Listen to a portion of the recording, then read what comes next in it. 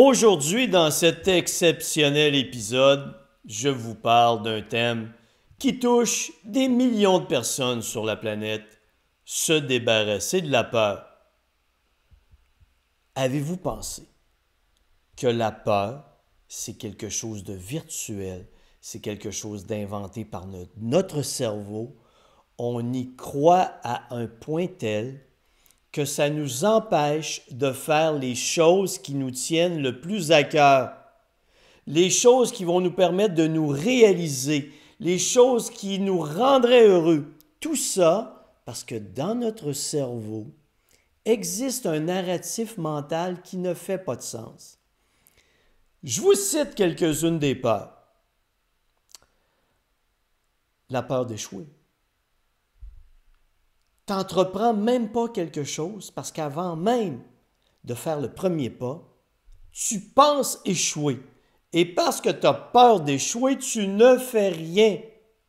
Tu vas attendre toute ta vie, tu vas le regretter, mais parce que tu as peur d'échouer, tu ne fais même pas le premier pas. Peur de ce que les autres penseront de nous. Comme si ça avait de l'importance. Mais tu y accordes de l'importance. Et comme tu y accordes de l'importance, tu es aux aguets. Tu regardes partout autour de toi et tu te dis « Ah, si je fais ça, qu'est-ce que lui va dire? Qu'est-ce qu'elle va dire? » Quelqu'un te critique sur ton apparence, sur ce que tu as fait, et tu t'écrases, tu as de la peine, tu as peur, tu t'inquiètes. Mais tu t'es pas posé la question, est-ce que cette personne qui vient de me critiquer a vraiment plus de valeur que moi? A vraiment la valeur que je lui accorde? Non. La peur de ne pas être à la hauteur. À la hauteur de qui, de quoi, on ne le sait pas, c'est inventé, mais tu as peur de ne pas être à la hauteur. La peur des critiques, je viens de te le mentionner. La peur de parler en public. Une des pires, est-ce que les gens vont rire de moi? Est-ce que les gens vont trouver atroce ce que je vais dire? Oui, c'est systématique. Tu te présentes en public, 12% des gens vont te détester. Faut que tu l'acceptes, tu ne peux rien changer. On ne peut pas être tout pour tout le monde en tout temps. Maintenant, il faut faire la différence entre la peur et le danger. Il peut exister une peur sans danger. Tu montes sur scène pour parler en public. Il n'y a pas de danger, là, à moins que tu tombes en bas de la scène. Mais il n'y a pas de danger pour ta vie. Mais tu as peur. Il peut y avoir de la peur et du danger. Tu décides d'escalader une falaise de 30 mètres sans t'encorder. Il y a du danger et tu as raison d'avoir peur. Et si tu le fais, tu es un foutu crétin. Il peut y avoir du danger sans la peur. Et c'est là qu'il faut que tu sois assez intelligent pour être capable de bien évaluer la nature du danger. Parce que même si tu n'as pas peur, ta vie peut être à risque. Donc, il y a des notions réelles et psychologiques qui s'entrecoupent. Tout ça, la peur, c'est vraiment quelque chose de virtuel, d'inventé par un narratif mental sur lequel on s'accroche. Et comme on a peur, qu'est-ce qu'on va faire? On va adopter des comportements d'évitement. Tu as peur d'échouer, tu vas dévier, tu vas éviter à tout prix d'entreprendre les actions qui pourraient te permettre de progresser. Parce qu'à la moindre difficulté, tu interprètes ça comme une erreur, comme un échec, et t'abandonnes. Tu ne réalises pas que c'est un processus d'apprentissage, que l'échec fait partie de l'apprentissage, donc à la première difficulté, tu t'arrêtes. Face à n'importe quelle peur, tu vas adopter un comportement d'évitement. Tu vas parler en public devant une présentation devant une équipe de travail, et là, tu es terrorisé.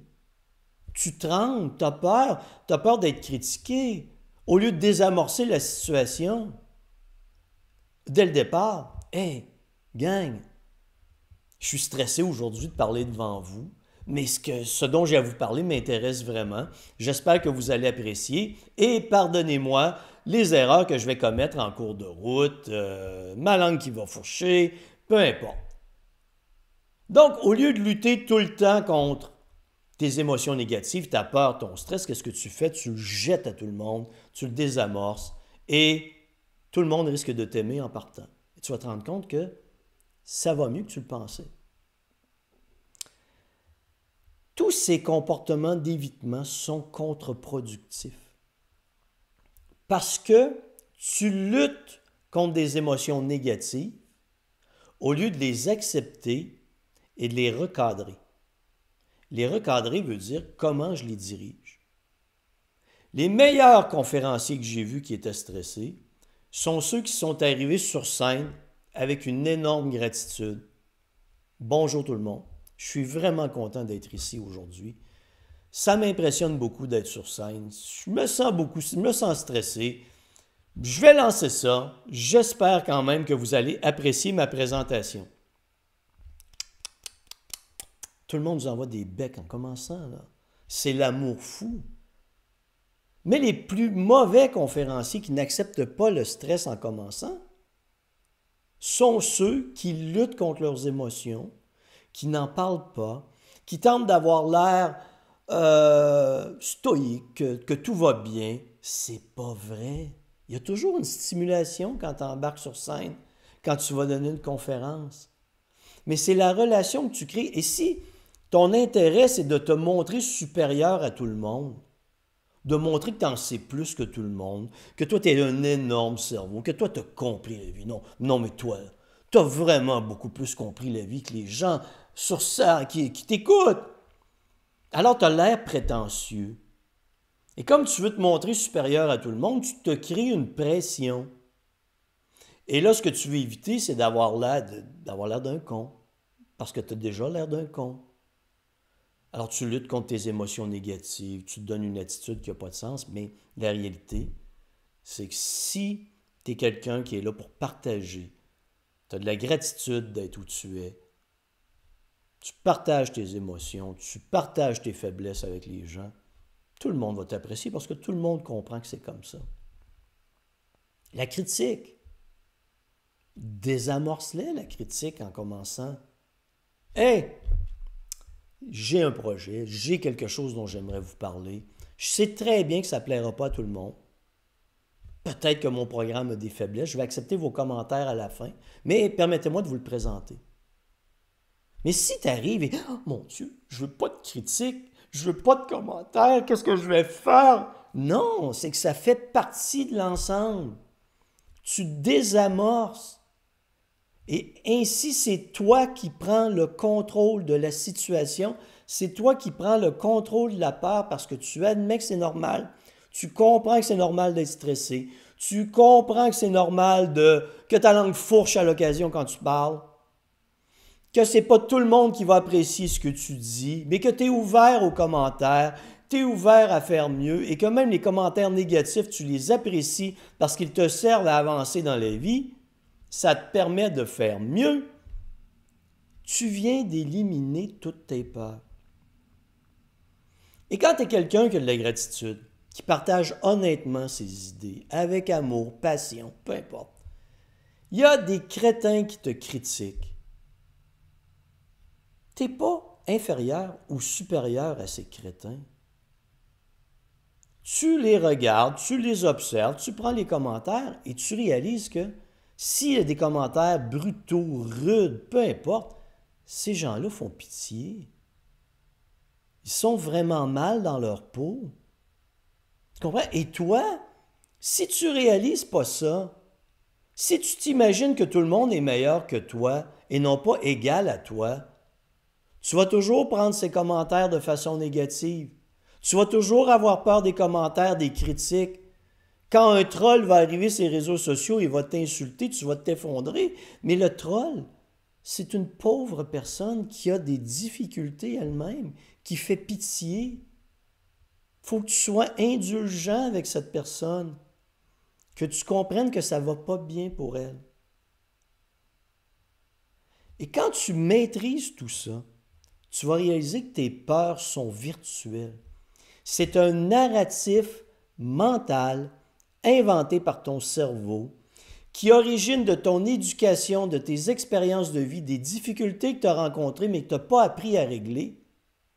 Et tout ça, ça roule dans ta tête tout le temps. Mais en faisant tout ce processus d'analyse, en désamorçant, en recadrant, en acceptant les critiques, en acceptant ton stress, en acceptant tes émotions négatives, mais en les partageant, il n'y a plus de problème. Tout est désamorcé au départ. Tu as peur d'échouer. OK, c'est quoi le pire qui arrive? Tu vas peut-être te rendre compte que c'est pas si grave que ça, échouer.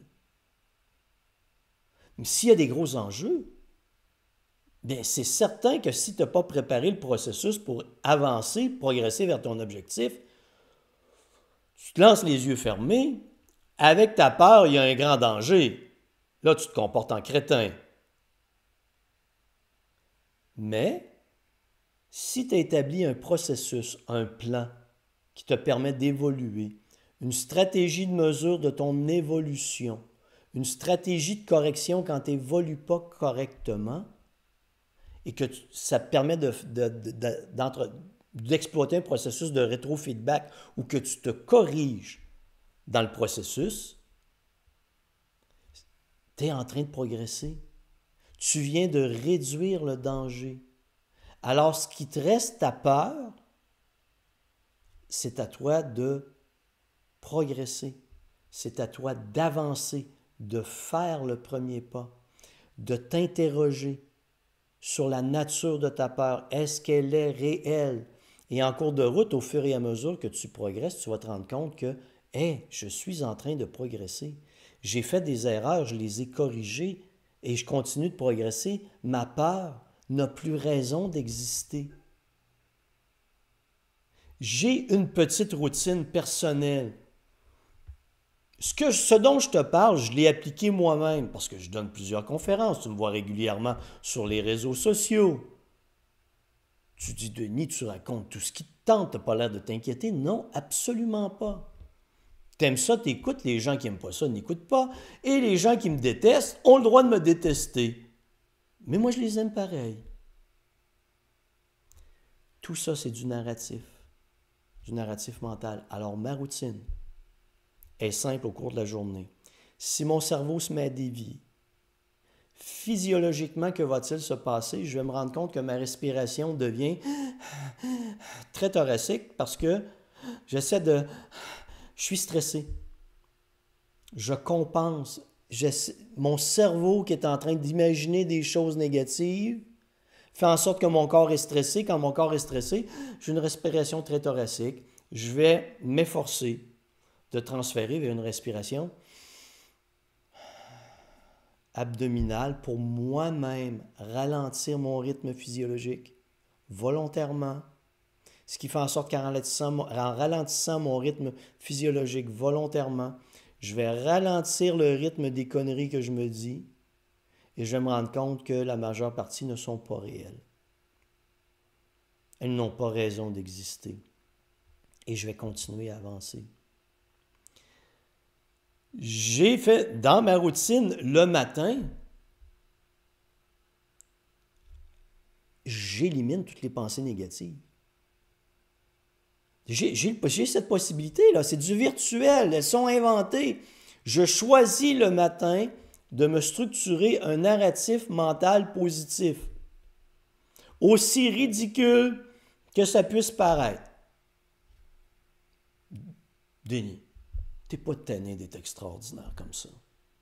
C'est incroyable comment t'es fantastique. Non, je le sais que la perfection, c'est un dur fardeau, Denis. C'est dans mon style à moi. J'aime la caricature, j'aime avoir du plaisir et j'aime beaucoup ce jeu de narratif mental où je ne perds pas mon temps à m'interroger, à entretenir des scénarios négatifs, idiots, mal structurés. Je ne les crois pas, ils n'existent pas, ils sont inventés. Tant qu'à inventer de la merde dans mon cerveau, je vais inventer du positif dans mon cerveau. Et en inventant du positif dans mon cerveau, tout mon corps va s'en ressentir. Je vais être heureux, mon niveau de bonheur va être au maximum. C'est un entraînement mental. Écoute, tu as été entraîné à penser négativement. Ce que tu ne te rends pas compte, c'est qu'on te l'a appris tellement jeune que c'est devenu facile. Alors, c'est certain qu'il faut changer maintenant l'orientation. Ça prend un peu d'entraînement, ça prend de la volonté, ça prend un désir de pratiquer, de pratiquer, de pratiquer. Il faut accepter qu'il y a des pensées négatives qui vont revenir. Je ne peux pas être sans pensée négative. Je ne peux pas être sans émotion négative. Je ne peux pas être sans stress parce que je ne suis qu'un humain. Mais j'ai le pouvoir de contrôler ce que je pense. J'ai le pouvoir de contrôler ce que j'expérimente. J'ai le pouvoir de recadrer mes pensées, mes émotions. J'ai le pouvoir de les utiliser à mon avantage au lieu de lutter contre elles. Tu dois donc, si tu veux te débarrasser de tes peurs, avancer dans la vie, développer ta propre routine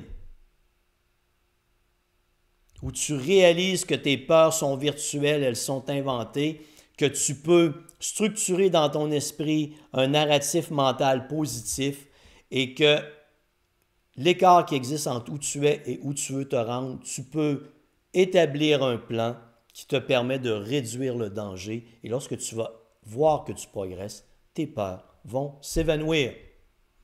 J'espère que cette présentation t'aura été utile. À la prochaine.